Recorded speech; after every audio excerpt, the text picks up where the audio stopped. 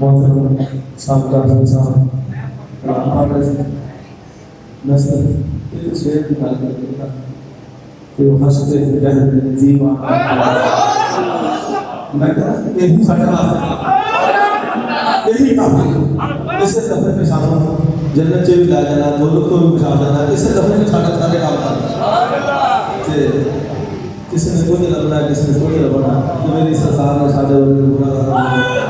سب سے بات دو گل نہیں آتی تو میری وہ بس کوشش کرو اپنے کافی اندر ہو بار ہو کام کرو کسی بھی ہو ذکر کرو نہ میری سرکار سے تم سے بات کرو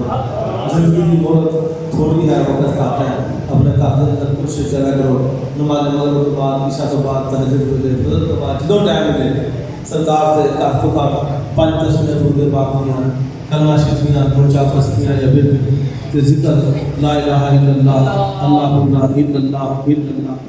لا الہ الا اللہ اتنے لے کے جانا ہے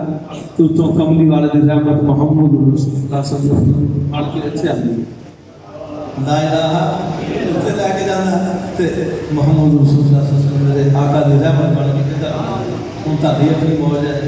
جدہ دل کرتا ہوتا کرتی اور دوستو میں